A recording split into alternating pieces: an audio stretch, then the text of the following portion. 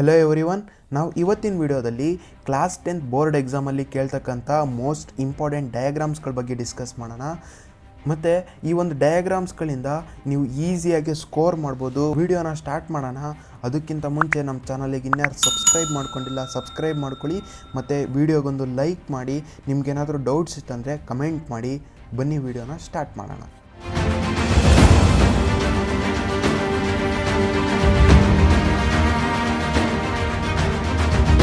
Okay, ನಾವಿವಾಗ ಒಂದೊಂದಾಗಿ discuss ಮಾಡ್ತಾ ಹೋಗೋಣ. ಈ ಡಯಾಗ್ರಾಮ್ಸ್ಗಳಲ್ಲಿ ಯಾವ್ಯಾವ ರೀತಿ ಕ್ವಶನ್ಸ್ ಬರ್ತವೆ ಅಂದರೆ, ಮೊದಲನೇದಾಗಿ ಡಯಾಗ್ರಾಮ್ನೇ ಅವ್ರು ಡೈರೆಕ್ಟಾಗಿ ಕೇಳ್ಬೋದು, ಅಥವಾ ಡಯಾಗ್ರಾಮ್ ರಿಲೇಟೆಡ್ ಒಂದು ಅಪ್ಲಿಕೇಶನ್ ಲೆವೆಲ್ ಕ್ವಶನ್ ಆಗಿರ್ಬೋದು, ಅಥವಾ ಈ ಡಯಾಗ್ರಾಮ್ ರಿಲೇಟೆಡು ಒಂದು ಈಕ್ವೇಷನನ್ನು ಅವ್ರು ಕೇಳ್ಬೋದು. ಇವು ಮೂರು ರೀತಿಯಲ್ಲಿ ಅವರು ಕ್ವಶನ್ಸ್ಗಳನ್ನ ಕೇಳ್ಬೋದು. ಓಕೆನಾ? ಆ ಕಾರಣಕ್ಕೋಸ್ಕರ ಎಲ್ಲ ರೀತಿಯೂ ನೀವು ಪ್ರಿಪೇರ್ ಆಗಿ, ಮತ್ತು ಡಯಾಗ್ರಾಮ್ ಕೇಳಿದರೆ ಅಂದರೆ ಅದು ಒಂದು ಈಸಿ ಪಾರ್ಟ್ ಆಗಿರೋದ್ರಿಂದ ನೀವು ಮಿಸ್ ಮಾಡ್ದಂಗೆ ಚೆನ್ನಾಗಿ ಪ್ರಾಕ್ಟೀಸ್ ಮಾಡ್ಕೊಂಡೋಗಿ ಎಕ್ಸಾಮಲ್ಲಿ ಕ್ಲೀನಾಗಿ ಬರೀರಿ. ಇವಾಗ ಮೊದಲನೇದಾಗಿ ನಾವು ನೋಡೋದಾದರೆ ಎಲೆಕ್ಟ್ರೋಲೈಸಿಸ್ ಆಫ್ ವಾಟರ್ ಅಂತ ಇದೆ. ಎಲೆಕ್ಟ್ರೋಲೈಸಿಸ್ ಆಫ್ ವಾಟರ್ ಅಂದರೆ ಈ ಒಂದು ಡಯಾಗ್ರಾಮ್ನ ವಾಟರಲ್ಲಿ ಯಾವ ರೀತಿ ಎಲೆಕ್ಟ್ರೋಲೈಸಿಸ್ ಆಗುತ್ತೆ ಅದ್ರ ಬಗ್ಗೆ ಎಕ್ಸ್ಪ್ಲೈನ್ ಮಾಡೋಕ್ಕೋಸ್ಕರ ಈ ಒಂದು ಡಯಾಗ್ರಾಮನ್ನು ಕೊಟ್ಟಿದ್ದಾರೆ. ಇದು ಕೂಡ ಒಂದು ಇಂಪಾರ್ಟೆಂಟ್ ಡಯಾಗ್ರಾಮ್, ಪ್ರೀವಿಯಸ್ ಇಯರ್ ಕ್ವಶನ್ಸಲ್ಲೂ ಸಹ ಕೇಳಿದ್ದಾರೆ. ಇದರಲ್ಲಿ ನೀವು ಲೇಬಲ್ ಮಾಡೋದಾಗಿರ್ಬೋದು, ಮತ್ತು ಡಯಾಗ್ರಾಮನ್ನು ಬರೀತಕ್ಕಂಥದ್ದಾಗಿರ್ಬೋದು, ಎಲ್ಲ ಚೆನ್ನಾಗಿ ಪ್ರಾಕ್ಟೀಸ್ ಮಾಡ್ಕೊಂಡು ಬರೀರಿ. ಅದಾದಮೇಲೆ ನೀವು ಅಬ್ಸರ್ವ್ ಮಾಡಿದ್ರೆ zinc granules diluted in sulphuric acid testing hydrogen gas by burning. ಇಲ್ಲಿ ಹೈಡ್ರೋಜನ್ ಗ್ಯಾಸ್ನ ಟೆಸ್ಟ್ ಮಾಡೋಕ್ಕೋಸ್ಕರ ಈ ಒಂದು ರಿಯಾಕ್ಷನನ್ನು ಮಾಡ್ತಿದ್ದಾರೆ. ಇದರಲ್ಲಿ ನೀವು ಅಬ್ಸರ್ವ್ ಮಾಡಿದ್ರೆ ಪಾಪ್ ಸೌಂಡ್ ಬರುತ್ತೆ. ಲಾಸ್ಟಲ್ಲಿ ಒಂದು ಬಬಲನ್ನು ಬರ್ನ್ ಮಾಡಿದಾಗ ಪಾಪ್ ಸೌಂಡ್ ಬರುತ್ತೆ. ಈ ಒಂದು ಬಬಲಲ್ಲಿ ಹೈಡ್ರೋಜನ್ ಗ್ಯಾಸ್ ಫಿಲ್ ಆಗಿದೆ ಅಂತ ಇದನ್ನು ಟೆಸ್ಟ್ ಮಾಡೋಕ್ಕೋಸ್ಕರ ಈ ಒಂದು ಎಕ್ಸ್ಪೆರಿಮೆಂಟ್ನ ಮಾಡಿದ್ದಾರೆ. ಇದನ್ನು ಪ್ರಾಕ್ಟೀಸ್ ಮಾಡಿ. ಅದಾದಮೇಲಿಂದ action of steam on a metal steam ಜೊತೆ ಯಾವ ರೀತಿ ರಿಯಾಕ್ಟ್ ಆಗುತ್ತೆ ಅದ್ರ ಬಗ್ಗೆ ಎಕ್ಸ್ಪ್ಲೈನ್ ಮಾಡೋಕ್ಕೋಸ್ಕರ ಈ ಒಂದು ಡಯಾಗ್ರಾಮ್ ಕೊಟ್ಟಿದ್ದಾರೆ. ಇದನ್ನು ಕೂಡ ಚೆನ್ನಾಗಿ ಪ್ರಾಕ್ಟೀಸ್ ಮಾಡ್ಕೊಳ್ಳಿ. ಇದು ಕೂಡ ಬೇರೆ ಪ್ರಿಪರೇಟರಿ ಎಕ್ಸಾಮ್ ಪೇಪರ್ಸ್ಗಳಲ್ಲಾಗಿರ್ಬೋದು, ಮತ್ತು PYQ ಆಗಿರ್ಬೋದು ಕೇಳಿದ್ದಾರೆ. ಅದಾದಮೇಲೆ ಎಲೆಕ್ಟ್ರೋಲೈಸಿಸ್ ಆಫ್ ವಾಟರ್ ಇದು ಕೂಡ ಇದೆ. ಇದನ್ನು ಕೂಡ ಚೆನ್ನಾಗಿ ಪ್ರಾಕ್ಟೀಸ್ ಮಾಡ್ಕೊಳ್ರಿ. ಇದಾದಮೇಲಿಂದ ನೀವು ಅಬ್ಸರ್ವ್ ಮಾಡ್ಬೋದು ಟೆಸ್ಟಿಂಗ್ ಕಂಡಕ್ಟಿವಿಟಿ ಆಫ್ ಸಾಲ್ಟ್ ಸೊಲ್ಯೂಷನಲ್ಲಿ ಯಾವ ರೀತಿ ಕಂಡಕ್ಟಿವಿಟಿ ಆಗುತ್ತೆ ಅದನ್ನು ಟೆಸ್ಟ್ ಮಾಡೋಕ್ಕೋಸ್ಕರ ಈ ಒಂದು ಡಯಾಗ್ರಾಮ್ ಕೊಟ್ಟಿದ್ದಾರೆ. ಇದು ಕೂಡ ಚೆನ್ನಾಗಿ ಪ್ರಾಕ್ಟೀಸ್ ಮಾಡ್ಕೊಳ್ಳಿ. ಇದಿಷ್ಟು ಕೆಮಿಸ್ಟ್ರಿಯಲ್ಲಾಗಿತ್ತು. ಮತ್ತು ಬಯಾಲಜಿಯಲ್ಲಿ ಯಾವ್ಯಾವೆಲ್ಲ ಡಯಾಗ್ರಾಮ್ಸ್ಗಳನ್ನ ಕೇಳ್ತಾರೆ ಅಂತ ಇವಾಗ ಡಿಸ್ಕಸ್ ಮಾಡೋಣ. ಮೊದಲನೇದಾಗಿ ಮೋಸ್ಟ್ ಇಂಪಾರ್ಟೆಂಟ್ ಡಯಾಗ್ರಾಮ್ ಯಾವುದಪ್ಪ ಅಂತಂದರೆ ಲೈಫ್ ಪ್ರೊಸೆಸ್ಸಲ್ಲಿ ಓಪನ್ ಮತ್ತು ಕ್ಲೋಸ್ಡ್ ಸ್ಟೊಮ್ಯಾಟ. ಇದು ಸಹ ಸಾಕಷ್ಟು ಸತಿ ಕೇಳಿದ್ದಾರೆ. ಅದಕ್ಕೋಸ್ಕರ ಚೆನ್ನಾಗಿ ಪ್ರಾಕ್ಟೀಸ್ ಮಾಡ್ಕೊಳ್ರಿ. ಇದರಲ್ಲಿ ಗಾರ್ಡ್ ಸೆಲ್ಸನ್ನು ಗುರುತಿಸ್ತೀರಾ, ಸ್ಟೊಮ್ಯಾಟಲ್ ಪೋರನ್ನು ಗುರುತಿಸ್ತೀರಾ, ಮತ್ತು ಕ್ಲೋರೋಪ್ಲಾಸ್ಟನ್ನು ಗುರುತಿಸ್ತೀರಾ. ಓಕೆನಾ? ಇವೆರಡು ಡಯಾಗ್ರಾಮ್ ಓಪನ್ ಮತ್ತು ಕ್ಲೋಸ್ ಸ್ಟೊಮ್ಯಾಟನ ಒಂದ್ಸಲ ಚೆನ್ನಾಗಿ ಪ್ರಾಕ್ಟೀಸ್ ಮಾಡ್ಕೊಳ್ಳಿ. ಈಸಿ ಡಯಾಗ್ರಾಮ್ ಇದೆ. ಅದಾದಮೇಲೆ ನೀವು ಅಬ್ಸರ್ವ್ ಮಾಡಿದ್ರೆ pollen tube growth on stigma, ಇದು ಹೌ ಡು ಆರ್ಗನಿಸಮ್ಸ್ ರಿಪ್ರೊಡ್ಯೂಸ್ ಅಂತ ಚಾಪ್ಟರ್ ಇದೆಯಲ್ಲ ಪಾರ್ಟ್ 2 ಅಲ್ಲಿ ಅದರಲ್ಲಿದೆ. ನೀವು ಇದರಲ್ಲೂ ಸಹ ಏನಪ್ಪ ಅಂದರೆ ಪೋಲನ್ ಗ್ರೈನ್ಸು ಯಾವಾಗ ಸ್ಟಿಗ್ಮಾ ಮೇಲೆ ಬಂದು ಬಿದ್ದಿರ್ತವೆ ಆವಾಗ ಪೋಲನ್ ಟ್ಯೂಬ್ ಫಾರ್ಮೇಷನ್ ಆಗೋಕ್ಕೆ ಸ್ಟಾರ್ಟ್ ಆಗುತ್ತೆ. ಇಲ್ಲಿವರೆಗೂ ಗ್ರೋತ್ ಆಗುತ್ತೆ ಅಂದರೆ pollen tube up to female gametophyte, ಅಂದರೆ ಇಲ್ಲಿ ಫೀಮೇಲ್ ಜರ್ಮ್ ಸೆಲ್ಸ್ಗಳೆಲ್ಲ ಪ್ರೆಸೆಂಟ್ ಇದ್ದಾವಲ್ಲ ಇಲ್ಲಿಗೆ ಬಂದು ಸ್ಟಾಪ್ ಆಗುತ್ತೆ. ಓಕೆನಾ? ಅಲ್ಲಿವರೆಗೂ ಈ ಒಂದು ಪೋಲನ್ ಟ್ಯೂಬು ಫಾರ್ಮೇಷನ್ ಆಗ್ತಾ ಹೋಗುತ್ತೆ. ಇದ್ರ ಒಳಗಡೆ ಮೇಲ್ ಜರ್ಮ್ ಸೆಲ್ಸ್ಗಳು ಫಿಮೇಲ್ ಜರ್ಮ್ ಸೆಲ್ಸ್ ತನಕ ಮೂವ್ ಆಗಿ ಇಲ್ಲಿ ನೆಕ್ಸ್ಟ್ ಮುಂದಿನ ಪ್ರೊಸೆಸ್ಗಳು ಆಗುತ್ತೆ. ಸ್ಟ್ರಕ್ಚರ್ ಆಫ್ ನ್ಯೂರಾನ್ ಮತ್ತು ಸ್ಟ್ರಕ್ಚರ್ ಆಫ್ ನೆಫ್ರಾನಲ್ಲಿ ಒಂದು ಬರುತ್ತೆ. ಆ ಕಾರಣಕ್ಕೋಸ್ಕರ ಚೆನ್ನಾಗಿ ಪ್ರಾಕ್ಟೀಸ್ ಮಾಡ್ಕೊಳ್ಳಿ. ಇದರಲ್ಲೂ ಅಷ್ಟೇ ಲೇಬಲ್ ಮಾಡೋದಾಗಿರ್ಬೋದು, ಎಲ್ಲ ಡಯಾಗ್ರಾಮ್ ಬರೀತಕ್ಕಂಥದ್ದಾಗಿರ್ಬೋದು ಎಲ್ಲ ಕ್ಲೀನಾಗಿ ಪ್ರಾಕ್ಟೀಸ್ ಮಾಡಿ. ಓಕೆನಾ? ಇದರಲ್ಲಿ ನೀವು ಸ್ಟ್ರಕ್ಚರ್ ಆಫ್ ನೆಫ್ರಾನಲ್ಲಿ ನೀವು ಅಬ್ಸರ್ವ್ ಮಾಡಿದ್ರೆ ಇಲ್ಲಿ ಬೌಮನ್ಸ್ ಕ್ಯಾಪ್ಸುಲ್ ಆಗಿರ್ಬೋದು, ಗ್ಲೋಮೆರುಲಸ್ ಆಗಿರ್ಬೋದು, ಮತ್ತು ಈ ಒಂದು ಟ್ಯೂಬ್ ಸ್ಟ್ರಕ್ಚರ್ ಆಗಿರ್ಬೋದು, ಮತ್ತು ಕಲೆಕ್ಟಿಂಗ್ ಡಕ್ಟ್ ಆಗಿರ್ಬೋದು, ಕೆಪಿಲರೀಸ್ ಇವನ್ನೆಲ್ಲ ಲೇಬಲ್ ಮಾಡೋದನ್ನು ಚೆನ್ನಾಗಿ ನೋಡ್ಕೊಂಡು ಹೋಗ್ರಿ. ಇಲ್ಲಿ ಯಾವುದೇ ರೀತಿ ಮಿಸ್ ಮಾಡ್ಕೊಳಕ್ಕೆ ಹೋಗಬೇಡಿ. ಇಲ್ಲಿ ಒಂದು ಕಪ್ಸ್ ಲೈಕ್ ಸ್ಟ್ರಕ್ಚರ್ ಇದೆಯಲ್ಲ ಅದಕ್ಕೆ ನಾವು ಬೌಮನ್ ಕ್ಯಾಪ್ಸುಲ್ ಅಂತ ಕರಿತೀವಿ. ಆ ಕಪ್ ಲೈಕ್ ಸ್ಟ್ರಕ್ಚರ್ನ ಒಳಗಡೆ ಇರ್ತಕ್ಕಂಥದ್ದು ಗ್ಲೋಮೆರುಲಸ್. ಓಕೆನಾ? ಇದನ್ನು ಕ್ಲೀನಾಗಿ ಗುರುತಿಸ್ರಿ. ಅದಾದಮೇಲೆ LS ಆಫ್ ಫ್ಲವರ್ ಇದು ಕೂಡ ಒಂದು ಇಂಪಾರ್ಟೆಂಟ್ ಡಯಾಗ್ರಾಮು. ಇದನ್ನು ಚೆನ್ನಾಗಿ ಪ್ರಾಕ್ಟೀಸ್ ಮಾಡ್ಕೊಳ್ಳಿ. ಇದರಲ್ಲಿ ಪಿಸ್ಟಿಲ್ ಪಾರ್ಟ್ ಆಗಿರ್ಬೋದು, ಮತ್ತು ಸ್ಟೆಮೆನ್ ಪಾರ್ಟ್ ಆಗಿರ್ಬೋದು, ಇವನ್ನೆಲ್ಲ ಲೇಬಲ್ ಮಾಡೋದನ್ನು ಚೆನ್ನಾಗಿ ನೋಡ್ಕೊಳ್ಳಿ. ಆ್ಯಂಥರ್ ಆಗಿರ್ಬೋದು, ಫಿಲಮೆಂಟ್ ಆಗಿರ್ಬೋದು, ಸ್ಟೈಲು, ಸ್ಟಿಗ್ಮಾ, ಓವರಿ ಇವನ್ನೆಲ್ಲ ಲೇಬಲ್ ಮಾಡೋದನ್ನು ಚೆನ್ನಾಗಿ ನೋಡ್ಕೊಂಡೋಗಿ. ಅದಾದಮೇಲಿಂದ ಎಲಿಮೆಂಟ್ರಿ ಕೆನಲ್ ಅಥವಾ ಡೈಜೆಸ್ಟಿವ್ ಸಿಸ್ಟಮ್, ಹ್ಯೂಮನ್ ಡೈಜೆಸ್ಟಿವ್ ಸಿಸ್ಟಮಲ್ಲಿ ಯಾವ್ಯಾವ ರೀತಿ ಆಗುತ್ತೆ ಅದನ್ನು ಕೂಡ ಪ್ರಾಕ್ಟೀಸ್ ಮಾಡಿ. ಅದಾದಮೇಲೆ ಎಕ್ಸ್ಕ್ರೀಟರಿ ಸಿಸ್ಟಮ್ನು ಒಂದು ಸಲ ಪ್ರಾಕ್ಟೀಸ್ ಮಾಡ್ಕೊಳ್ಳಿ. ಮತ್ತು ಲಾಸ್ಟಲ್ಲಿ ಒಂದು ಮೋಸ್ಟ್ ಇಂಪಾರ್ಟೆಂಟ್ ಡಯಾಗ್ರಾಮ್ ಯಾವುದಪ್ಪ ಅಂದರೆ ಸ್ಟ್ರಕ್ಚರ್ ಆಫ್ ಹ್ಯೂಮನ್ ಆರ್ಟ್ ಅಥವಾ ಸ್ಟ್ರಕ್ಚರ್ ಆಫ್ ಹ್ಯೂಮನ್ ಬ್ರೈನ್. ಇವೆರಡರಲ್ಲೊಂದು ಕಂಪಲ್ಸರಿ ಬಂದೇ ಬರುತ್ತೆ. ಆ ಕಾರಣಕ್ಕೋಸ್ಕರ ಎರಡನ್ನೂ ಸಹ ಚೆನ್ನಾಗಿ ಪ್ರಾಕ್ಟೀಸ್ ಮಾಡ್ಕೊಂಡೋಗಿ ಈ ಆರ್ಟಲ್ಲಿ ಲೇಬಲ್ ಮಾಡ್ತಕ್ಕಂಥದ್ದಾಗಿರ್ಬೋದು ಮತ್ತು ಬ್ರೈನಲ್ಲಿ ಲೇಬಲ್ ಮಾಡ್ತಕ್ಕಂಥದ್ದಾಗಿರ್ಬೋದು ಚೆನ್ನಾಗಿ ಪ್ರಾಕ್ಟೀಸ್ ಮಾಡ್ಕೊಂಡು ಹೋಗ್ರಿ. ಇಲ್ಲಿ ಪಲ್ಮೊನರಿ ಆರ್ಟ್ರೀಸ್ ಆಗಿರ್ಬೋದು, ವೇನ್ಸ್ ಆಗಿರ್ಬೋದು, ಏಟ್ರಿಯಮ್ ಆಗಿರ್ಬೋದು ಮತ್ತು ವೆಂಟ್ರಿಕಲ್ಸ್ ಆಗಿರ್ಬೋದು, ಇವನ್ನೆಲ್ಲ ಲೇಬಲ್ ಮಾಡೋದನ್ನು ಚೆನ್ನಾಗಿ ಪ್ರಾಕ್ಟೀಸ್ ಮಾಡ್ಕೊಳ್ಳಿ. ಮತ್ತು ಬ್ರೈನಲ್ಲಿ ಬಂದರೆ ಫೋರ್ ಬ್ರೈನ್ ಆಗಿರ್ಬೋದು, ಐನ್ ಬ್ರೈನ್ ಆಗಿರ್ಬೋದು, ಮಿಡ್ ಬ್ರೈನ್ ಆಗಿರ್ಬೋದು, ಇವನ್ನೆಲ್ಲ ಚೆನ್ನಾಗಿ ಗುರುತಿಸೋದನ್ನು ನೋಡ್ಕೊಳ್ರಿ. ಅದರಲ್ಲಿ ಹೇಳೋದಾದರೆ ಒಂದು ಕನ್ಫ್ಯೂಸ್ ಆಗೋದೆಲ್ಲಪ್ಪ ಅಂದರೆ ಜಾಸ್ತಿ ಜನ ನೀವಿಲ್ಲಿ ಅಬ್ಸರ್ವ್ ಮಾಡ್ತಿರೋದು ಸೆರಬ್ರಮ್ ಮತ್ತು ಸೆರಬೆಲಮಲ್ಲಿ. ಇವಾಗ ನೀವಿಲ್ಲಿ ಅಬ್ಸರ್ವ್ ಮಾಡ್ತಿರ್ತಕ್ಕಂಥದ್ದು ಇದು ಸೆರಬ್ರಮ್. ಇಲ್ಲಿ ಫೋರ್ ಬ್ರೈನಲ್ಲಿ ಬರ್ತಕ್ಕಂಥದ್ದು ಸೆರಬ್ರಮ್, ಇಲ್ಲಿ ಬರ್ತಕ್ಕಂಥದ್ದು ಸೆರಬೆಲಮ್. ಓಕೆನಾ? ಇದನ್ನು ಚೆನ್ನಾಗಿ ಡಿಫ್ರೆನ್ಸನ್ನು ನೋಡ್ಕೊಂಡು ಹೋಗ್ರಿ. ಇದರಲ್ಲಿ ಒಂದು ಕ್ವಶನ್ ಕೇಳೋ ಸಾಧ್ಯತೆ ಇರುತ್ತೆ. ಆ ಕಾರಣಕ್ಕೋಸ್ಕರ ಅದಾದಮೇಲಿಂದ ಫಿಸಿಕ್ಸಲ್ಲಿ ಯಾವ್ಯಾವೆಲ್ಲ ಸರ್ಕ್ಯೂಟ್ ಡಯಾಗ್ರಾಮ್ಸ್ ಇಂಪಾರ್ಟೆಂಟ್ ಇದೆ ಮತ್ತು ರೇ ಡಯಾಗ್ರಾಮ್ಸ್ ಇಂಪಾರ್ಟೆಂಟ್ ಇದೆ ಅದನ್ನು ಡಿಸ್ಕಸ್ ಮಾಡ್ತಾ ಹೋಗೋಣ. ಇದರಲ್ಲಿ ನೀವು ಫಿಸಿಕ್ಸಲ್ಲಿ ಅಬ್ಸರ್ವ್ ಮಾಡಿದ್ರೆ ಸ್ಟಾರ್ಟಿಂಗ್ಗೆ ಒಂದು ಎಲೆಕ್ಟ್ರಿಕ್ ಸರ್ಕ್ಯೂಟ್ ಡಯಾಗ್ರಾಮನ್ನು ಕೊಟ್ಟಿದ್ದಾರೆ. ಇದು ಸಿಂಪಲಾಗಿ ಬ್ಯಾಟ್ರಿ ಮತ್ತು ಲೈಟು ಮತ್ತು ಆ್ಯಮೀಟರನ್ನು ಕನೆಕ್ಟ್ ಮಾಡೋದು ಒಂದು ಸರ್ಕ್ಯೂಟ್ ಡಯಾಗ್ರಾಮ್ ಇದೆ. ಇದನ್ನು ನೀವು ಆರಾಮಾಗಿ ಒಂದ್ಸಲಿ ಪ್ರಾಕ್ಟೀಸ್ ಮಾಡಿದ್ರೆ ಸಾಕು, ನೀವು ಬರಿಬೋದು. ಈ ಡಯಾಗ್ರಾಮ್ನ ಪ್ರಾಕ್ಟೀಸ್ ಮಾಡಿ. ಅದಾದಮೇಲಿಂದ ಓಮ್ಸ್ ಲಾ ನೀವು ಕಲ್ತ್ಕೋಬೇಕಾದ್ರೆ ಈ ಒಂದು ಡಯಾಗ್ರಾಮನ್ನು ಕೊಟ್ಟಿದ್ದಾರೆ, ಅದನ್ನು ಪ್ರಾಕ್ಟೀಸ್ ಮಾಡ್ಕೊಳ್ಳಿ. ಇಲ್ಲಿ ನೀವು ಸೆಲ್ಸ್ಗಳನ್ನ ಆಗಿರ್ಬೋದು ಮತ್ತು ರೆಜಿಸ್ಟರ್ ಆಗಿರ್ಬೋದು, ವೋಲ್ಟ್ ಮೀಟರ್ ಕನೆಕ್ಟ್ ಮಾಡಿದ್ದಾರೆ, ಆ್ಯಮೀಟರ್ ಕನೆಕ್ಟ್ ಮಾಡಿದ್ದಾರೆ, ಯಾವ್ಯಾವ ರೀತಿ ಕನೆಕ್ಟ್ ಮಾಡಿದ್ದಾರೆ ಅದನ್ನು ಒಂದು ಸಲ ಪ್ರಾಕ್ಟೀಸ್ ಮಾಡ್ಕೊಳ್ರಿ. ಅದಾದಮೇಲೆ ಸೀರೀಸ್ ಮತ್ತು ಪ್ಯಾರಲಲ್ ರಿಜಿಸ್ಟರ್ ಕನೆಕ್ಷನ್ಸ್ದು ಡಯಾಗ್ರಾಮ್ಸ್ಗಳನ್ನ, ಸರ್ಕ್ಯೂಟ್ ಡಯಾಗ್ರಾಮ್ಸನ್ನು ಚೆನ್ನಾಗಿ ಪ್ರಾಕ್ಟೀಸ್ ಮಾಡ್ಕೊಂಡು ಹೋಗಿ. ಓಕೆನಾ? ಇವೆರಡು ಡಯಾಗ್ರಾಮ್. ಅದಾದಮೇಲೆ ನೀವಿಲ್ಲಿ ಅಬ್ಸರ್ವ್ ಮಾಡ್ತಿದ್ದೀರಾ ಎಲೆಕ್ಟ್ರಿಕ್ ಮೋಟಾರ್ ಮತ್ತು ಎಲೆಕ್ಟ್ರಿಕ್ ಜನ್ರೇಟರ್. ಇದು ನಿಮ್ಮ ಸಿಲೆಬಸ್ ಎಲ್ಲಿಲ್ಲ, ಆ ಕಾರಣಕ್ಕೋಸ್ಕರ ನೀವೇನು ಪ್ರಾಕ್ಟೀಸ್ ಮಾಡೋಕ್ಕೆ ಹೋಗಬೇಡಿ. ಅದಾದಮೇಲೆ ಇಲ್ಲಿ ನೀವು ಅಬ್ಸರ್ವ್ ಮಾಡಿದ್ರೆ pattern of magnetic field around A straight conducting wire. ಓಕೆನಾ? ಇವಾಗ ಒಂದು ಕಂಡಕ್ಟಿಂಗ್ ವಯರ್ ಇದೆ ಎಕ್ಸ್ ಮತ್ತು ವೈ, ಇದ್ರ ಸುತ್ತ ಯಾವ ರೀತಿ ಮ್ಯಾಗ್ನೆಟಿಕ್ ಫೀಲ್ಡ್ನ ಪ್ಯಾಟ್ರನ್ ಇರುತ್ತೆ ಅದನ್ನು ಟೆಸ್ಟ್ ಮಾಡೋಕ್ಕೋಸ್ಕರ ಈ ಒಂದು ಎಕ್ಸ್ಪೆರಿಮೆಂಟ್ನ ಮಾಡಿದ್ದಾರೆ. ಓಕೆನಾ? ಯಾವ ರೀತಿ ಪ್ಯಾಟ್ರನ್ ಬರ್ತಿದೆ ನೀವು ಇಲ್ಲಿ ಅಬ್ಸರ್ವ್ ಮಾಡಿದ್ರೆ ಒಂದು ಸರ್ಕಲ್ ರೀತಿ ಬರ್ತಿದೆ. ಓಕೆನಾ? ಇದನ್ನು ಪ್ರಾಕ್ಟೀಸ್ ಮಾಡ್ಕೊಳ್ಳಿ. ಅದಾದಮೇಲಿಂದ ಬಯೋಗ್ಯಾಸ್ ಪ್ಲ್ಯಾಂಟ್ನೂ ಕೂಡ ಪ್ರಾಕ್ಟೀಸ್ ಮಾಡಿ. ಅದಾದಮೇಲೆ ಸಿಂಬಲ್ಸ್ಗಳು ಸಹ ಸಖತ್ ಇಂಪಾರ್ಟೆಂಟು. ಈಗ ಆಲ್ರೆಡಿ ನಮ್ಮ ಒಂದು ಯೂಟ್ಯೂಬ್ ಚಾನಲಲ್ಲಿ ಎಲೆಕ್ಟ್ರಿಸಿಟಿ ಮತ್ತು ಮ್ಯಾಗ್ನೆಟಿಸಮ್ ಎರಡೂ ಚಾಪ್ಟರ್ದು ವೀಡಿಯೋಸ್ ಅವೈಲಬಲ್ ಇದೆ. ನೀವು ಅಲ್ಲಿ ಹೋಗ್ಬಿಟ್ಟು ವೀಡಿಯೋನ ವಾಚ್ ಮಾಡ್ಬೋದು. ಅದರಲ್ಲಿ ಸಿಂಬಲ್ಸ್ಗಳಾಗಿರ್ಬೋದು ಎಲ್ಲ ಪ್ರತಿಯೊಂದು ಎಕ್ಸ್ಪ್ಲೇನ್ ಮಾಡಾಗಿದೆ.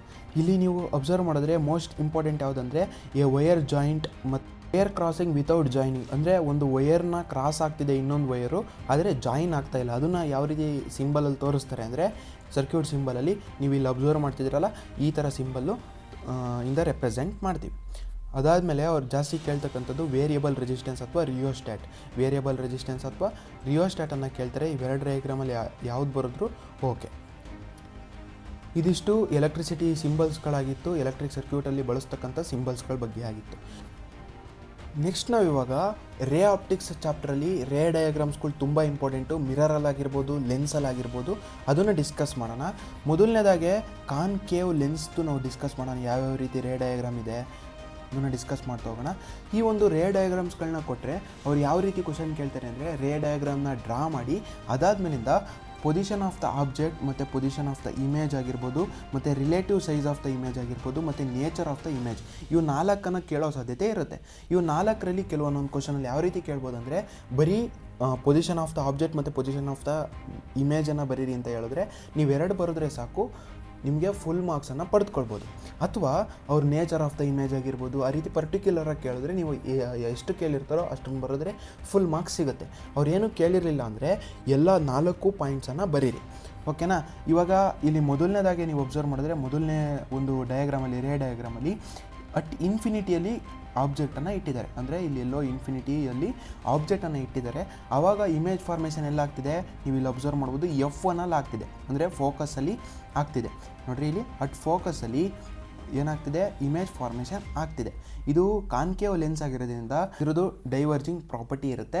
ಆ ಕಾರಣಕ್ಕೋಸ್ಕರ ಇದು ರೇಸ್ಗಳನ್ನ ಡೈವರ್ಜ್ ಮಾಡ್ತಾ ಇದೆ. ಓಕೆನಾ? ಅದಕ್ಕೋಸ್ಕರ ಇಲ್ಲಿ ಫಾರ್ಮೇಷನ್ ಆಗ್ತಿರೋ ಇಮೇಜಲ್ಲಿ ವರ್ಚುವಲ್ ಇಮೇಜ್ ಫಾರ್ಮೇಷನ್ ಆಗ್ತಾ ಇದೆ. ಎಲ್ಲಿ? F1. ಓಕೆನಾ? ಎಲ್ಲಿ ಇಮೇಜ್ ಫಾರ್ಮೇಷನ್ ಆಗ್ತಿರೋದು F1 ಆಗ್ತಿದೆ ಮತ್ತು ವರ್ಚುವಲ್ ಮತ್ತು ಎರೆಕ್ಟೆಡ್ ಇಮೇಜ್ ಫಾರ್ಮೇಷನ್ ಆಗ್ತಿದೆ. ಇದು ರಿಲೇಟಿವ್ ಸೈಜ್ ಬಗ್ಗೆ ಮಾತಾಡೋದಾದರೆ ಹೈಲಿ ಡಿಮಿನಿಷ್ಡ್ ಆಗಿದೆ ಮತ್ತು ಪಾಯಿಂಟ್ ಸೈಜ್ಡ್ ಆಗಿದೆ. ನೀವು ಇಲ್ಲಿ ಅಬ್ಸರ್ವ್ ಮಾಡ್ಬೋದು. ಓಕೆನಾ. ನೆಕ್ಸ್ಟ್ ರೇ ಡಯಾಗ್ರಾಮ್ನ ಅಬ್ಸರ್ವ್ ಮಾಡಿದ್ರೆ ಇಲ್ಲಿ ಆಬ್ಜೆಕ್ಟನ್ನು ಬಿಟ್ವೀನ್ ಇನ್ಫಿನಿಟಿ ಆ್ಯಂಡ್ ಆಪ್ಟಿಕಲ್ ಸೆಂಟರ್ನ ಮಧ್ಯದಲ್ಲಿ ಇಟ್ಟಿದ್ದಾರೆ. ಅಂದರೆ ಆಪ್ಟಿಕಲ್ ಸೆಂಟರು ಮತ್ತು ಇಲ್ಲಿ ಇನ್ಫಿನಿಟಿಯ ಮಧ್ಯದಲ್ಲಿ ಎಲ್ಲೋ ಒಂದು ಕಡೆ ಆಬ್ಜೆಕ್ಟನ್ನು ಪ್ಲೇಸ್ ಮಾಡಿದ್ದಾರೆ. ಆವಾಗ ಇಮೇಜ್ ಎಲ್ಲಿ ಫಾರ್ಮೇಷನ್ ಆಗುತ್ತೆ ಮತ್ತು ಯಾವ ರೀತಿ ನೇಚರ್ ಇರುತ್ತೆ ಅಂತ ನೋಡೋದಾದರೆ ಇಲ್ಲಿ ಇಮೇಜ್ ಎಲ್ಲಿ ಫಾರ್ಮೇಷನ್ ಆಗ್ತಿದೆ, A', B' ಅನ್ನೋ ಇಮೇಜು ಇಲ್ಲೆಲ್ಲೋ ಫಾರ್ಮೇಷನ್ ಆಗಿದೆ. ಅಂದರೆ F1 ಮತ್ತು ಓನ ಮಧ್ಯದಲ್ಲಿ ಇಮೇಜ್ ಫಾರ್ಮೇಷನ್ ಆಗಿದೆ. ಮತ್ತು ಇದು ನೀವು ಅಬ್ಸರ್ವ್ ಮಾಡಿದ್ರೆ ವರ್ಚುವಲ್ ಇಮೇಜ್ ಫಾರ್ಮೇಷನ್ ಆಗಿದೆ, ರಿಯಲ್ ಇಮೇಜ್ ಫಾರ್ಮೇಷನ್ ಆಗಿಲ್ಲ. ಅದಾದಮೇಲೆ ನೀವಿಲ್ಲಿ ಅಬ್ಸರ್ವ್ ಮಾಡಿದ್ರೆ ಡಿಮಿನಿಷ್ಡ್ ಇಮೇಜ್ ಫಾರ್ಮೇಷನ್ ಆಗ್ತಾ ಇದೆ. ವರ್ಚುವಲ್ ಮತ್ತು ಎರೆಕ್ಟೆಡ್ ಇಮೇಜ್ ಫಾರ್ಮೇಷನ್ ಆಗಿದೆ ಮತ್ತು ಅದು ರಿಲೇಟಿವ್ ಸೈಜ್ನ ಬಗ್ಗೆ ಮಾತಾಡೋದಾದರೆ ಅದು ಡಿಮಿನಿಷ್ಡ್ ಆಗಿದೆ. ಫಾರ್ಮೇಷನ್ ಆಗಿರೋದೆಲ್ಲಿ ಒಂದು ಇಮೇಜ್ ಪೊಸಿಷನಲ್ಲಿ ನೀವು ಅಬ್ಸರ್ವ್ ಮಾಡಿದ್ರೆ ಫೋಕಸ್ F1 ಮತ್ತು ಆಪ್ಟಿಕಲ್ ಸೆಂಟರ್ನ ಮಧ್ಯದಲ್ಲಿ ಇಮೇಜು ಫಾರ್ಮೇಷನ್ ಆಗಿದೆ. ಇದಿಷ್ಟು ಕಾನ್ಕೇವ್ ಲೆನ್ಸ್ನ ಬಗ್ಗೆ ಆಗಿತ್ತು. ನಾವು ನೆಕ್ಸ್ಟ್ ಇವಾಗ ಕಾನ್ವೆಕ್ಸ್ ಲೆನ್ಸ್ ಬಗ್ಗೆ ಮಾತಾಡೋಣ. ಇವಾಗ ಕಾನ್ಕೇವ್ ಲೆನ್ಸ್ ಬಗ್ಗೆ ಮಾತಾಡೋದು, ಇವಾಗ ಕಾನ್ವೆಕ್ಸ್ ಲೆನ್ಸ್ ಬಗ್ಗೆ ಮಾತಾಡೋಣ. ಇದು ಕೂಡ ಅಷ್ಟೇ, ಅಟ್ ಇನ್ಫಿನಿಟಿಲಿ ಏನಾದರೂ ನಾವು ಆಬ್ಜೆಕ್ಟನ್ನು ಇಟ್ಟರೆ, ಇನ್ಫಿನಿಟಿಯಲ್ಲಿ ಆಬ್ಜೆಕ್ಟನ್ನು ಇಟ್ಟರೆ ಅದೇನು ಮಾಡ್ತಿದೆ, ಕನ್ವರ್ಜ್ ಮಾಡ್ತಿದೆ. ಕಾನ್ವೆಕ್ಸ್ ಲೆನ್ಸ್ ಏನು ಮಾಡುತ್ತೆ ಅಂದರೆ ಕನ್ವರ್ಜಿಂಗ್ ಪ್ರಾಪರ್ಟಿಯನ್ನು ಹೊಂದಿದೆ, ಕಾನ್ಕೇವ್ ಲೆನ್ಸು ಡೈವರ್ಜಿಂಗ್ ಪ್ರಾಪರ್ಟಿಯನ್ನು ಹೊಂದಿದೆ. ಆ ಕಾರಣಕ್ಕೋಸ್ಕರ ಕಾನ್ವೆಕ್ಸ್ ಲೆನ್ಸ್ ಏನು ಮಾಡ್ತಿದೆ, ಕನ್ವರ್ಜ್ ಮಾಡ್ತಿದೆ. ಆವಾಗ ಇಮೇಜ್ ಎಲ್ಲಿ ಫಾರ್ಮೇಷನ್ ಆಗ್ತಿದೆ, F2 ಅಲ್ಲಿ ಫಾರ್ಮೇಷನ್ ಆಗ್ತಿದೆ ಮತ್ತು ಇದು ರಿಯಲ್ ಇಮೇಜ್ ಫಾರ್ಮೇಷನ್ ಆಗುತ್ತೆ. Real and inverted image formation ಆಗುತ್ತೆ. ನೀವಿಲ್ಲಿ ಅಬ್ಸರ್ವ್ ಮಾಡ್ಬೋದು. ಇಲ್ಲೂ ಸಹ ಅಷ್ಟೇ 4 ಪಾಯಿಂಟ್ಸನ್ನು ನೀವು ಬರಿಬೇಕಾಗುತ್ತೆ. ಒಂದು ಆಬ್ಜೆಕ್ಟ್ ಪೊಸಿಷನ್ ಮತ್ತು ಇಮೇಜ್ ಪೊಸಿಷನನ್ನು ಬರಿಬೇಕು ಮತ್ತು ರಿಲೇಟಿವ್ ಸೈಜ್ನ ಬರಿಬೇಕು. ಅದಾದಮೇಲೆ ನೇಚರ್ ಆಫ್ ದ ಇಮೇಜನ್ನು ಬರಿಬೇಕು. ಇವು 4 ಪಾಯಿಂಟ್ನ ನೋಡೋಣ. ಇವಾಗ ನೋಡಿ, ಮೊದಲನೇದಾಗಿ ಅಟ್ ಇನ್ಫಿನಿಟಿಯಲ್ಲಿ ಏನಾದ್ರು ನಾವು ಆಬ್ಜೆಕ್ಟನ್ನು ಪ್ಲೇಸ್ ಮಾಡಿದ್ರೆ ಅದು F2 ಅಲ್ಲಿ ಏನಾಗ್ತಿದೆ, ಇಮೇಜ್ ಫಾರ್ಮೇಷನ್ ಆಗ್ತಿದೆ. ಅದಾದಮೇಲೆ ಅದೇನಾಗ್ತಿದೆ ಅಂದರೆ ಹೈಲಿ ಡಿಮಿನಿಷ್ಡ್ ಆಗಿದೆ ಮತ್ತು ಪಾಯಿಂಟ್ ಸೈಜ್ಡ್ ಆಗಿದೆ ಇಮೇಜು. ಅದಾದಮೇಲೆ ರಿಯಲ್ ಆ್ಯಂಡ್ ಇನ್ವರ್ಟೆಡ್ ಇಮೇಜ್ ಆಗಿದೆ. ನೀವು ಇಲ್ಲಿ ಅಬ್ಸರ್ವ್ ಮಾಡಿದ್ರೆ ನೇಚರ್ ಆಫ್ ದ ಇಮೇಜ್ ಏನಾಗ್ತಿದೆ, ರಿಯಲ್ ಆ್ಯಂಡ್ ಇನ್ವರ್ಟೆಡ್ ಇಮೇಜು ಇಲ್ಲಿ ಫಾರ್ಮೇಷನ್ ಆಗ್ತಿದೆ. ಅದಾದಮೇಲೆ ಎರಡನೇ ಪೊಸಿಷನ್ನ ಅಬ್ಸರ್ವ್ ಮಾಡಿ, object is beyond F1 centre of ಕರ್ವೇಚರಿಂದ ಹಿಂದೆ ಇಡ್ತಾ ಇದ್ದಾರೆ ಆಬ್ಜೆಕ್ಟನ್ನು. ಆವಾಗ ಇಮೇಜ್ ಎಲ್ಲಿ ಫಾರ್ಮೇಷನ್ ಆಗುತ್ತೆ, ನೀವು ಇಲ್ಲಿ ಅಬ್ಸರ್ವ್ ಮಾಡ್ಬೋದು 2F2 ಮತ್ತು F2 ಮಧ್ಯದಲ್ಲಿ ಇಮೇಜ್ ಫಾರ್ಮೇಷನ್ ಆಗಿದೆ. ಮತ್ತು ಅದು ಏನಾಗಿದೆ, ರಿಯಲ್ ಇಮೇಜ್ ಆಗಿದೆ ಮತ್ತು ಇನ್ವರ್ಟೆಡ್ ಇಮೇಜು ಫಾರ್ಮೇಷನ್ ಆಗಿದೆ. ನೀವಿಲ್ಲಿ ಎರಡನೇದಾಗ ಅಬ್ಸರ್ವ್ ಮಾಡ್ಬೋದು, ಬಿಯಾಂಡ್ 2F2 ಇಟ್ಟಾಗ ಇಮೇಜ್ ಪೊಸಿಷನ್ ಯಾವುದಾಗಿದೆ, F2 ಮತ್ತು 2F2 ಮಧ್ಯದಲ್ಲಿ ಇಮೇಜ್ ಫಾರ್ಮೇಷನ್ ಆಗಿದೆ. ಇದು ಡಿಮಿನಿಷ್ಡ್ ಇಮೇಜ್ ಫಾರ್ಮೇಷನ್ ಆಗಿದೆ. ಇಲ್ಲಿ real and inverted image formation ಆಗಿದೆ. ಓಕೆನಾ, ಇದು ಕ್ಲಿಯರ್ ಆಯಿತಾ. ಅದಾದಮೇಲೆ ನೋಡಿ, ಮೂರನೇದು, ಆಬ್ಜೆಕ್ಟನ್ನು ನಾವೇನಾದರೂ 2F2ನಲ್ಲಿ ಇಟ್ಟಾಗ ಯಾವ ರೀತಿ ಇಮೇಜ್ ಎಲ್ಲಿ ಫಾರ್ಮೇಷನ್ ಆಗುತ್ತೆ ಅಂದರೆ, ನೀವು ಇಲ್ಲಿ ಅಬ್ಸರ್ವ್ ಮಾಡ್ತಿದ್ದೀರಾ 2F2ನಲ್ಲೇ ಫಾರ್ಮೇಷನ್ ಆಗ್ತಿದೆ. ಅಂದರೆ ನೀವು ಸೆಂಟರ್ ಆಫ್ ಕರ್ವೇಚರಲ್ಲಿ ಏನಾದರೂ ನೀವು ಆಬ್ಜೆಕ್ಟನ್ನು ಇಟ್ಟರೆ ಸೇಮ್ ಸೈಜಲ್ಲಿ ಸೆಂಟರ್ ಆಫ್ ಕರ್ವೇಚರಲ್ಲೇ ಇಮೇಜ್ ಫಾರ್ಮೇಷನ್ ಆಗ್ತಿದೆ. ಆದರೆ ನೀವೇನು ಮಾಡ್ತಿದ್ದೀರಾ, ಏನು ಅಬ್ಸರ್ವ್ ಮಾಡ್ತಿದ್ದೀರಾ, ಇಲ್ಲಿ real and inverted image formation ಆಗಿದೆ. ಇಲ್ಲಿ ಏನು ಇಮೇಜನ್ನ ಇಟ್ಟಿದ್ದೀವಿ ಅದು ಇನ್ವರ್ಟೆಡ್ ಇಮೇಜ್ ಫಾರ್ಮೇಷನ್ ಆಗ್ತಾ ಇದೆ. ಎಲ್ಲಿಟ್ಟಾಗ ಸೆಂಟರ್ ಆಫ್ ಕರ್ವೇಚರ್ ಅಥವಾ 2F1ಅಲ್ಲಿ ನಾವು ಆಬ್ಜೆಕ್ಟನ್ನು ಇಟ್ಟಾಗ. ನೀವಿಲ್ಲಿ ನೋಡಿ, ಆಬ್ಜೆಕ್ಟನ್ನು ನಾವು 2F1ನಲ್ಲಿ ಇಟ್ಟಾಗ ಅದು 2F2ನಲ್ಲಿ ಇಮೇಜ್ ಫಾರ್ಮೇಷನ್ ಆಗ್ತಿದೆ. ಅದು ಸೇಮ್ ಸೈಜ್ಡ್ ಇಮೇಜ್ ಫಾರ್ಮೇಷನ್ ಆಗ್ತಿದೆ ಮತ್ತು real and inverted image formation ಆಗ್ತಾ ಇದೆ. ಓಕೆನಾ. ನೆಕ್ಸ್ಟ್, ಇವಾಗ ಇದು ಕ್ಲಿಯರ್ ಆಯಿತಾ. ಇವಾಗ ನೆಕ್ಸ್ಟ್ ನೋಡಿ, 4ನೇದು ಡಯಾಗ್ರಾಮನ್ನು ಅಬ್ಸರ್ವ್ ಮಾಡಿ. ಇಲ್ಲೂ ಅಷ್ಟೇ ಆಬ್ಜೆಕ್ಟನ್ನು F1 ಮತ್ತು 2F1 ಮಧ್ಯದಲ್ಲಿ, ಅಂದರೆ ಸೆಂಟರ್ ಆಫ್ ಕರ್ವೇಚರ್ ಮತ್ತು ಫೋಕಸ್ನ ಮಧ್ಯದಲ್ಲಿ ನಾವು ಆಬ್ಜೆಕ್ಟನ್ನು ಇಟ್ಟಾಗ ಎಲ್ಲಿ ಫಾರ್ಮೇಷನ್ ಆಗ್ತಿದೆ, ನೀವು ಇಲ್ಲಿ ಅಬ್ಸರ್ವ್ ಮಾಡ್ತಿದ್ದೀರಾ ಸೆಂಟರ್ ಆಫ್ ಕರ್ವೇಚರಿಂದ ಮುಂದೆ ಫಾರ್ಮೇಷನ್ ಆಗ್ತಿದೆ. A', B' ಅಲ್ಲಿ ಫಾರ್ಮೇಷನ್ ಆಗ್ತಾ ಇದೆ. ಮತ್ತು ಇಲ್ಲಿ ನೀವು ಅಬ್ಸರ್ವ್ ಮಾಡಿದ್ರೆ ಇಲ್ಲಿ ರಿಯಲ್ ಇಮೇಜ್ ಫಾರ್ಮೇಷನ್ ಆಗಿದೆ ಮತ್ತು ಅದು ಇನ್ವರ್ಟೆಡ್ ಆಗಿದೆ ಇಮೇಜು. ಓಕೆನಾ.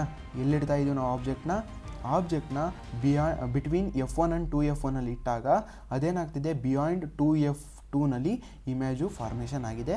ಅದು ಎನ್ಲಾರ್ಜ್ಡ್ ಇಮೇಜ್ ಫಾರ್ಮೇಷನ್ ಆಗಿದೆ ಮತ್ತು ರಿಯಲ್ ಮತ್ತು ಇನ್ವರ್ಟೆಡ್ ಇಮೇಜ್ ಆಗಿದೆ. ಓಕೆ, ಇದು ನಿಮಗೆ ಕ್ಲಿಯರ್ ಆಯಿತು ಅಂತ ಅಂದ್ಕೊತೀನಿ.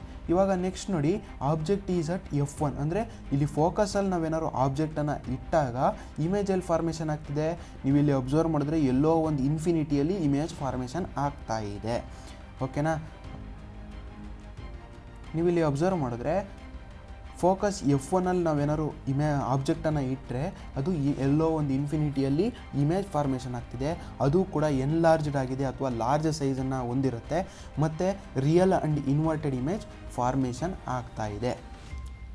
ಅದಾದಮೇಲಿಂದ ಲಾಸ್ಟ್ ಡಯಾಗ್ರಾಮನ್ನು ಅಬ್ಸರ್ವ್ ಮಾಡಿದ್ರೆ object is placed between optical centre and focus. ಅಂದರೆ ಇಲ್ಲಿ ಫೋಕಸ್ ಪಾಯಿಂಟ್ ಇದೆ, ಇಲ್ಲಿ ಆಪ್ಟಿಕಲ್ ಸೆಂಟರ್ ಇದೆ. ಇವೆರಡರ ಮಧ್ಯದಲ್ಲಿ ನಾವೇನಾದ್ರು ಆಬ್ಜೆಕ್ಟನ್ನು ಇಟ್ಟರೆ ಇಮೇಜ್ ಎಲ್ಲಿ ಫಾರ್ಮೇಷನ್ ಆಗ್ತಿದೆ ನೀವು ಅಬ್ಸರ್ವ್ ಮಾಡಿದ್ರೆ ಇಲ್ಲಿ ಫಾರ್ಮೇಷನ್ ಆಗ್ತಿದೆ. ಅಂದರೆ ಇದು virtual image, erected image.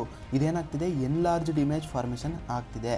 Enlarged image formation ಆಗಿದೆ ಮತ್ತು ವರ್ಚುವಲ್ ಮತ್ತು ಎರೆಕ್ಟೆಡ್ ಇಮೇಜ್ ಫಾರ್ಮೇಷನ್ ಆಗ್ತಿದೆ. ಎಲ್ಲಿ ನಾವು ಆಬ್ಜೆಕ್ಟನ್ನು ಪ್ಲೇಸ್ ಮಾಡಿದಾಗ ಆಪ್ಟಿಕಲ್ ಸೆಂಟರ್ ಮತ್ತು ಫೋಕಸಲ್ಲಿ ನಾವು ಇವೆರಡರ ಮಧ್ಯದಲ್ಲಿ ನಾವು ಆಬ್ಜೆಕ್ಟನ್ನು ಇಟ್ಟಾಗ ಎಲ್ಲಿ ಫಾರ್ಮೇಷನ್ ಆಗ್ತಿದೆ ಇಮೇಜು ಸೇಮ್ ಸೈಡಲ್ಲಿ ಫಾರ್ಮೇಷನ್ ಆಗ್ತಾ ಇದೆ. ಓಕೆನಾ, ಇದಿಷ್ಟು ಲೆನ್ಸ್ ಬಗ್ಗೆ ಆಗಿತ್ತು. ಇವಾಗ ನಾವು ಮಿರರ್ ಬಗ್ಗೆ ಡಿಸ್ಕಸ್ ಮಾಡಿದಾಗ ನೋಡಿ, ಇಲ್ಲಿ concave lens, concave mirror convex lens ಥರ ಆ್ಯಕ್ಟ್ ಆಗುತ್ತೆ. ಅಂದರೆ ಕಾನ್ವೆಕ್ಸ್ ಲೆನ್ಸ್ ಏನಾಗಿತ್ತು ಕನ್ವರ್ಜಿಂಗ್ ನೇಚರ್ ಆಗಿತ್ತು. ಸೇಮ್ ಅದೇ ರೀತಿ ಕಾನ್ಕೇವ್ ಮಿರರ್ದು ಕೂಡ ಕನ್ವರ್ಜಿಂಗ್ ನೇಚರ್ ಇರುತ್ತೆ.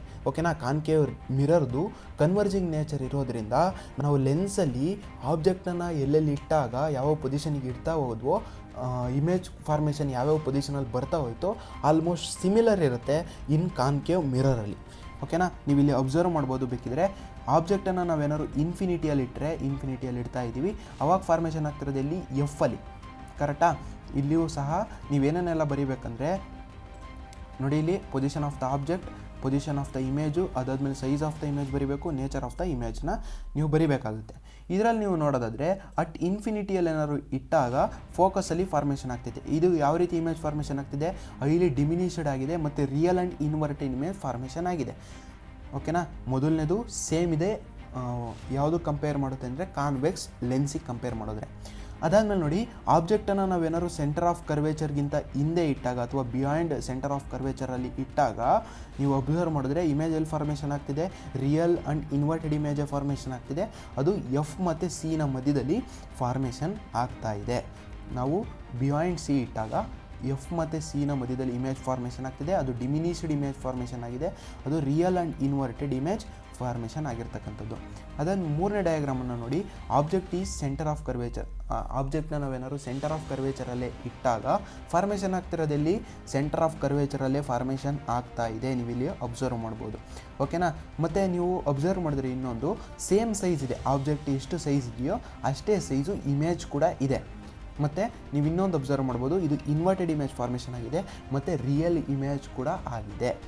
ಏನೇನು ನೋಡಿದ್ವಿ ನಾವು, ಅಟ್ ಸಿ ಎಲ್ ಇಟ್ಟಾಗ ಅಟ್ ಸಿ ಎಲ್ಲೇ ಫಾರ್ಮೇಷನ್ ಆಗ್ತಿದೆ ಇಮೇಜು. ಅದಾದಮೇಲೆ ಸೇಮ್ ಸೈಜ್ ಇದೆ ಮತ್ತು ರಿಯಲ್ ಆ್ಯಂಡ್ ಇನ್ವರ್ಟೆಡ್ ಇಮೇಜ್ ಆಗಿರುತ್ತೆ. ಅದಾದಮೇಲೆ ನೆಕ್ಸ್ಟ್ ನೋಡಿ, ಇದು ಕ್ಲಿಯರ್ ಆಯ್ತಲ್ವಾ. ಇವಾಗ ನೋಡಿ next fourth one, object is between focus and centre of curvature. ಅಂದರೆ ನೋಡಿ, ಇಲ್ಲಿ ಸೆಂಟರ್ ಆಫ್ ಕರ್ವೇಚರ್ ಮತ್ತು ಫೋಕಸ್ನ ಮಧ್ಯದಲ್ಲಿ ಇಟ್ಟಾಗ ಇಮೇಜಲ್ಲಿ ಫಾರ್ಮೇಷನ್ ಆಗ್ತಿದೆ. ಸೆಂಟರ್ ಆಫ್ ಕರ್ವೇಚರಿಂದ behind centre of curvature formation ಆಗ್ತಿದೆ, ಎ ಡ್ಯಾಶ್ ಬಿ ಡ್ಯಾಶ್. ನೀವು ಅಬ್ಸರ್ವ್ ಮಾಡಿದ್ರೆ ಇದರಲ್ಲಿ real and inverted image formation ಆಗ್ತಿದೆ. ನೀವು ಇಲ್ಲಿ ಅಬ್ಸರ್ವ್ ಮಾಡಿದ್ರೆ ಇನ್ವರ್ಟೆಡ್ ಇಮೇಜ್ ಫಾರ್ಮೇಷನ್ ಆಗಿದೆ ಮತ್ತು ಮಿರರಿಂದ ಮುಂದೆ ಇರೋದ್ರಿಂದ ರಿಯಲ್ ಇಮೇಜ್ ಫಾರ್ಮೇಷನ್ ಆಗಿರುತ್ತೆ.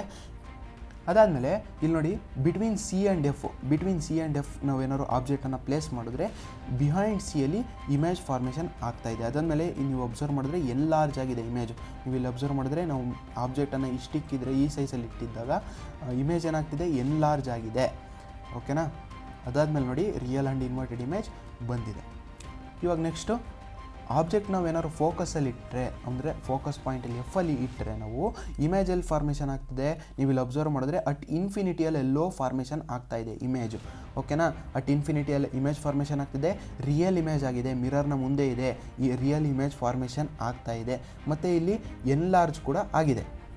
ಇಲ್ಲಿ ನೋಡಿ, ನಾವು ಎಫಲ್ಲಿ ಏನಾದ್ರು ಆಬ್ಜೆಕ್ಟನ್ನು ಇಟ್ಟರೆ ಇಮೇಜಲ್ಲಿ ಫಾರ್ಮೇಷನ್ ಆಗ್ತಿದೆ, ಅಟ್ ಇನ್ಫಿನಿಟಿಯಲ್ಲಿ ಎಲ್ಲೋ ಫಾರ್ಮೇಷನ್ ಆಗ್ತಿದೆ, ಅದು ಐಲಿ ಎನ್ಲಾರ್ಜ್ ಆಗಿದೆ ಇಮೇಜು, ಮತ್ತು real and inverted image formation ಆಗಿದೆ. ಇವಾಗ ಲಾಸ್ಟ್ ಒನ್ನನ್ನು ಅಬ್ಸರ್ವ್ ಮಾಡಿ. ಲಾಸ್ಟ್ ಒನ್ನಲ್ಲಿ ನೀವು ಏನು ನೋಡ್ತಿದ್ದೀರಾ, ಬಿಟ್ವೀನ್ ಎಫ್ ಆ್ಯಂಡ್ ಪಿ. ಅಂದರೆ ಪಿ ಮತ್ತು ಎಫ್ನ ಮಧ್ಯದಲ್ಲಿ ನಾವೇನಾದ್ರು ಆಬ್ಜೆಕ್ಟನ್ನು ಪ್ಲೇಸ್ ಮಾಡಿದ್ರೆ ಆವಾಗ ಇಮೇಜಲ್ಲಿ ಫಾರ್ಮೇಷನ್ ಆಗ್ತಿದೆ, ಇಲ್ಲಿ ವರ್ಚುವಲ್ ಇಮೇಜ್ ಫಾರ್ಮೇಷನ್ ಆಗ್ತಿದೆ ಮತ್ತು ಅದು ಎರೆಕ್ಟ್ ಕೂಡ ಆಗಿದೆ. Virtual and erected image formation ಆಗ್ತಿದೆ. ಎಲ್ಲಿಟ್ಟಾಗ ಆಬ್ಜೆಕ್ಟ್ನ ನಾವು ಪಿ ಮತ್ತು ಎಫ್ನ ಮಧ್ಯದಲ್ಲಿ ಇಟ್ಟಾಗ ಬಿಹೈಂಡ್ ದ ಮಿರರು ನಮಗೆ ಇಮೇಜ್ ಫಾರ್ಮೇಷನ್ ಆಗ್ತಾ ಇದೆ, ಅದು ಎನ್ಲಾರ್ಜ್ ಕೂಡ ಆಗಿದೆ ಮತ್ತು virtual and erected image formation ಆಗಿದೆ.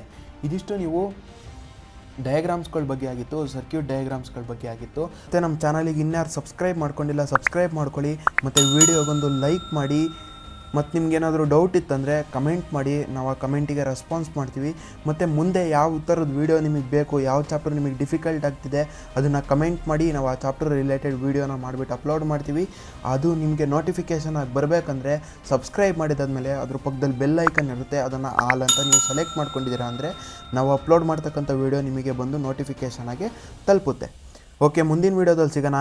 ಅಲ್ಲಿವರೆಗೂ ಟೇಕ್ ಕೇರ್, ಬಾಯ್.